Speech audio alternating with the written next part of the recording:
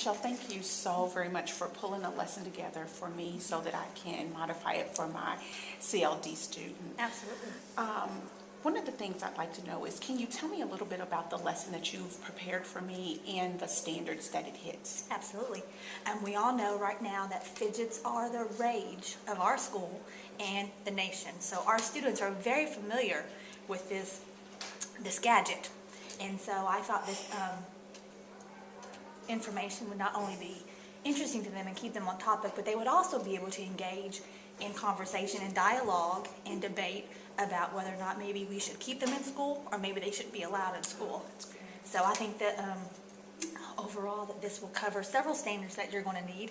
And one of them would be that to use context as a clue to the meaning of a word or a phrase, and to cite the textual evidence that most strongly supports an analysis of what the text says, as well as inferences drawn from the text. So I think that this article will benefit you in many ways. That is good. And we do know that fidgets, I mean, as educators, we are having that conversation daily about these fidgets. Yes. And it's not just our school, it's all the schools. So that's Yes. really, really good. Yes.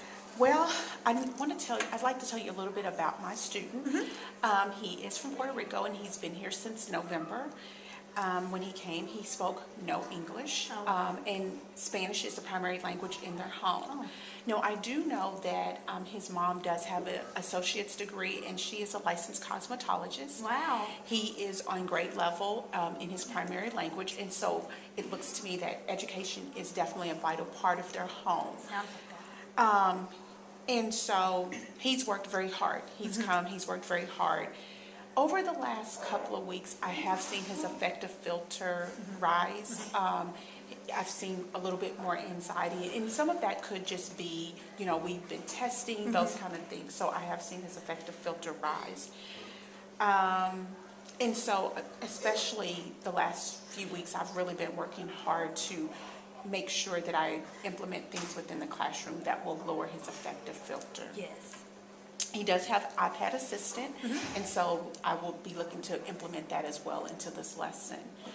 I did choose you, Michelle, because you have been an ESL assistant, and so I thought that you would definitely be a good reference point for me to come to and to be able to glean some of the knowledge that you also have. Thank you. So with that being said, do you have any suggestions from me on some modifications that I could use for this particular lesson? Yes, sure. Mentioning that he has a little bit of anxiety maybe in the classroom, I think that if you maybe lessen the amount of questions he's expected to answer, that might help ease his anxiety. He won't feel so overwhelmed. And so, for example, if there are 10 questions, maybe make it 5. He'll still get the point of the context, but he won't have to feel the pressure of having to answer every question because it may take him longer. That is good. Matter of fact, it goes along with his classroom modification. So that's great. That is definitely one of the things that they suggest is to lessen the number of questions that he is given. Well, I'd like to run some ideas across with you on some of the things that maybe I'm thinking that I could do to modify this lesson. Yes, absolutely. Well, one of the things is I definitely like to maybe make sure the passage is in Spanish and then give him the Spanish version ahead of time. Perfect. I'd also like to give him sentence starters for our discussion. So when we have our discussion, maybe give him some sentence starters, put him in a smaller group.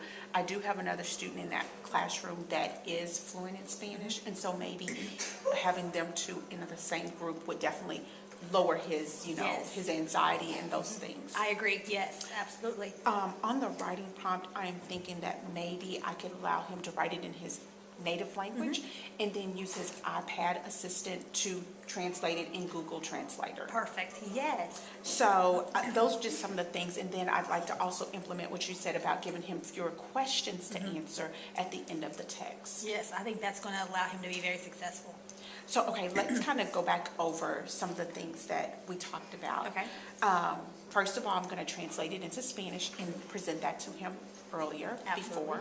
I'm going to give him sentence starters and put him in a small group with someone that is also fluent in Spanish, so that if there is some kind of snag, he can help him. I am going to give him fewer questions, which you suggested, and that goes along with his classroom modifications.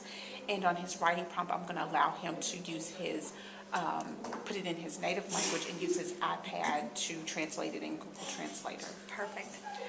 One of the things that studies show is that students that are proficient in their primary language, that when they're presented the content in both language, it helps them to be successful in both languages. So I'm thinking that these modifications will help him to be successful on this particular assignment. I agree. I really do agree. And then this would be for you for your Oh, great. modifications. Thank you so much, Thank Michelle. I you. appreciate you. Yes, Thank absolutely. you.